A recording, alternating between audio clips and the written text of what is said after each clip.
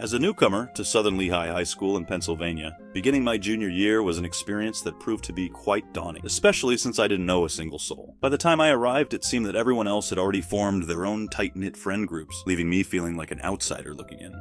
Lunchtime was without a doubt the most challenging part of my day. Unlike the seniors, who enjoyed the privilege of leaving campus for lunch, juniors were required to stay. This meant that I had no choice but to navigate the bustling cafeteria, where the prospect of eating alone filled me with dread. The thought of approaching a table filled with strangers seemed intimidating, and I worried about intruding on their conversations. When the lunch bell finally rang, I stepped into the cafeteria, my tray in hand, and began scanning the sea of occupied tables for a spot where I might feel comfortable. To my dismay, every table was filled to capacity, leaving me with no option but to seek a place among strangers, or risk sitting alone. However, in the far corner, I noticed a small table occupied by just 2 students. It seemed like the least intimidating option, so I mustered my courage and approached them, asking if I could join.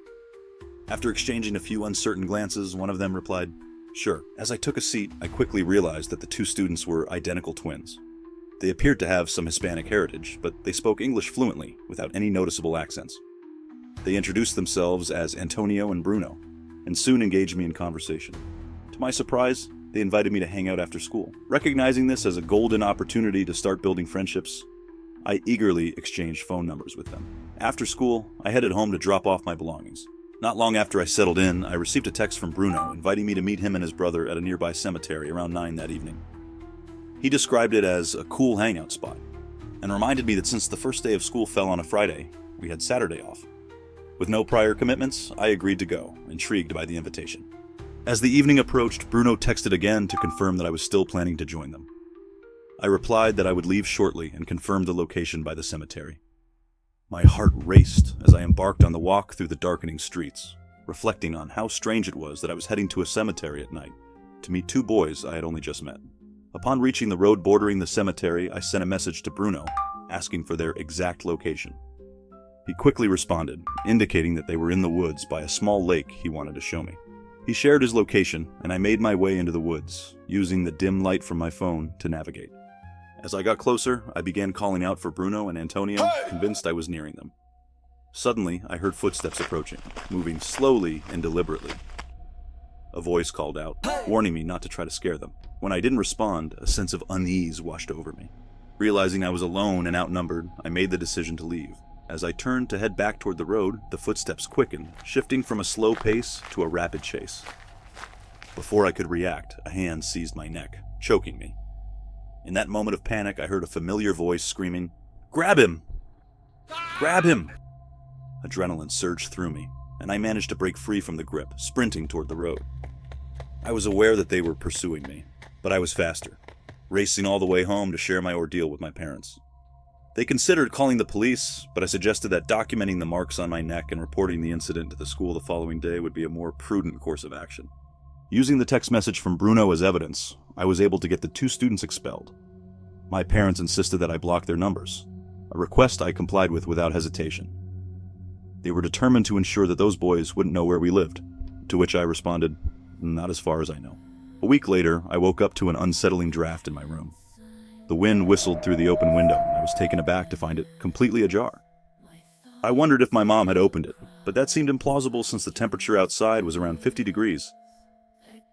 I approached the window and looked down. Just a few feet below was a ledge my dad had always mentioned as a potential escape route in case of fire. I hurriedly shut the window and went to my parents' bedroom. Gently knocking, I opened the door to find my mom groggily asking what was wrong.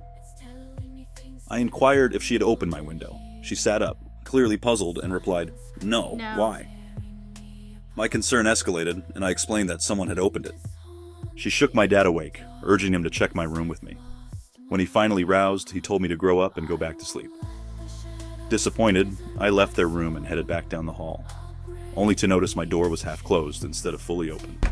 I pushed it slightly to peer through the crack, and to my horror, spotted someone hiding behind my door. Screaming for my dad, I shouted loudly enough that I was certain the neighbors could hear. Just then, my door slammed shut as my dad rushed out of his room. I yelled that someone was in my room, and he burst in, flipping on the light. At that moment, we both saw a leg disappearing as someone jumped out of my window. My dad dashed downstairs and out the front door in pursuit, but he returned a few minutes later, breathless and claiming he hadn't seen anyone. My heart raced with adrenaline and fear as I became convinced that it had to be the twins who had been expelled. My dad called the police, and I recounted everything, including the encounter in the woods. He corroborated my story, but without any concrete evidence of who had entered, the police informed us that there was little they could do. They advised us to lock our doors and consider installing security cameras outside. After a few months of living on edge, nothing of that nature ever happened again. In hindsight, I often question why I was so eager to meet those boys in the woods. I should have recognized the warning signs in the cafeteria that day and chosen to stay away. Freshman year. Incident. Reflecting on my freshman year of high school in 2007, I recall a particularly stormy day when we had a substitute gym teacher. He was an older gentleman, likely in his late 50s or early 60s. During attendance, he did a double take when he looked at me, which made me feel uncomfortable. Not to boast, but I was aware that I looked older than most of my classmates. After taking attendance, he instructed us to form volleyball teams and then disappeared into the hallway. 40 minutes later, it was time to change and head home. I entered the locker room only to find that my locker wouldn't open. I tried my combination repeatedly, but nothing worked. Frustrated, I approached the substitute for assistance, and he assured me he would retrieve the list of combinations. When he returned, he had the book open to the relevant page and, to my surprise, walked into the girls' locker room with me. The locker room was nearly empty, with only one girl finishing up her things. He approached my locker and attempted the combination, but it still wouldn't budge. Each failed attempt seemed to amuse him, and while I forced a polite chuckle, the situation felt increasingly bizarre. He placed a hand on my shoulder and said, "We'll figure this out." As he tried the combination again, his hand gradually slid from my shoulder to my lower back. Feeling uncomfortable, I instinctively pushed away and grabbed my bag, saying, "It's okay, I'm late for my bus." He tried the combination one last time, and finally the locker opened. With a smile, he walked away. Once I heard the locker room door shut behind him, I quickly changed. Suddenly, the lights went out, plunging the room into darkness. I hastily finished pulling on my pants and closed my locker before heading toward the back exit, fearful that the substitute might be waiting for me. As I reached the end of the aisle, I had to turn left to access the exit door. I glanced to the right to ensure it was clear, and, to my horror, saw a figure peeking at me from behind the lockers. Panic surged through me, and I bolted for the exit as the figure shouted, "Wait! Wait. It's not what it looks like." I rushed outside into the pouring rain and walked the rest of the way home, reflecting on the unsettling experience. By the time I arrived, I was convinced that he had likely changed my locker combination to isolate me in the locker room. As for his intentions when he cut the lights, I didn't want to dwell on that thought. I felt too scared and embarrassed to tell anyone, even my parents or friends, and I kept it to myself for years. Band experience. During my time in high school, I was a member of the school band. At our school, being in band was like an easy A. Students could also choose orchestra or chorus, but bands seemed to be the most popular option. Our band teacher, Mr. Nicholson, had a grading system that ensured students earned an A simply by attending class and participating in weekly lessons. Unfortunately, by the end of the quarter, I found myself missing 2 lessons, which brought my grade down to a B. After class one day, I approached Mr. Nicholson to ask if I could make up the missed lessons. Although he seemed hesitant at first, he eventually agreed to allow me to practice in one of the downstairs storage rooms during lunch to earn credit. I was relieved, thinking it would be an easy way to improve my grade, and I figured I could just play games on my phone instead of actually practicing. The next day, I arrived at the music room with my saxophone and made my way down the stairs to the basement area, which always felt a bit eerie due to the poor lighting. I had only been down there a couple of times before, so the unfamiliarity added to my unease. As I walked down the hallway, I noticed several small storage rooms on either side, filled with chairs, music stands, spare instruments, and various decorations. I entered one of the rooms, set up my music stand, and planned to play games on my phone instead of practicing. I instinctively reached for the light switch, but it failed to respond. Feeling disoriented, I stumbled to the door, holding my phone out in front of me for light. As I opened the door, I was startled to see one of the storage room's doors creak open, and I heard something being dragged inside, accompanied by heavy breathing and animal-like grunting. A large plastic container was pushed into the hallway. Panic gripped me, and I quickly turned off my phone screen, retreating back into the room I had just left. I wasn't sure what I was hiding from, but the strange sounds made me wary of staying in the hallway. Whoever was out there seemed to be blocking the stairs, and I was cut off from any means of communication since I had no reception in the basement. After what felt like an eternity, I decided to attempt getting back upstairs. I cautiously opened the door and crept toward the stairs. But just then, I heard another sound echoing from the hallway. I quickly slipped into the nearest open storage room and closed the door behind me. Standing in the darkness, I strained to listen for any movement outside. Then, I felt an unsettling presence in the room with me. I pressed my phone's home button for a brief moment, enough to illuminate the space and reveal someone standing in the corner, just a few feet away. I pretended not to see him, but it was too late. "Shh," he whispered, and then he patted my shoulder twice, squeezing it firmly.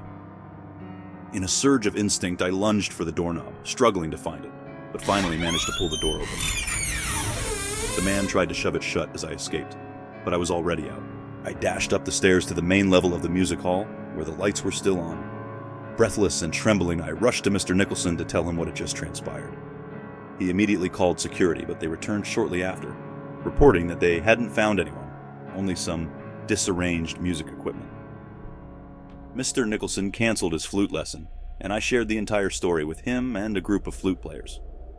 Without any cameras in the music hall, there was no way to identify the person who had turned off the lights.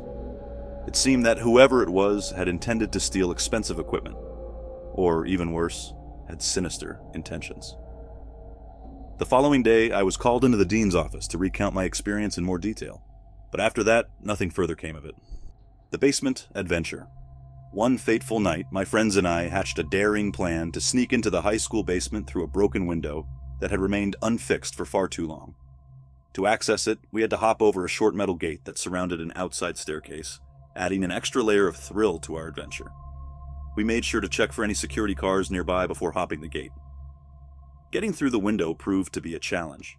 We had to boost ourselves up and crawl through the narrow opening. Once inside, we split up to explore the various areas of the basement. The atmosphere was dimly lit, with only a small light flickering in a distant corner and the glow of exit signs providing minimal illumination.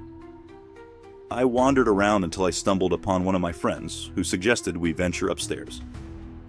Curious, I followed him up, only to be surprised by the eerie darkness of the main hallway. I had always assumed there were some lights left on, but not a single one illuminated the path. As we walked down the hall, I remarked, "Dude, this is really creepy." He quickly shushed me, reminding me to keep my voice down. It dawned on me that we could be sharing the building with someone else. We stepped into the bathroom, and my friend went into a stall while I waited impatiently. Just then, my phone rang. It was another friend, Chris, asking where I was. I told him I was upstairs with Roland or Brandon, but he replied, "What do you mean?" "They're with me."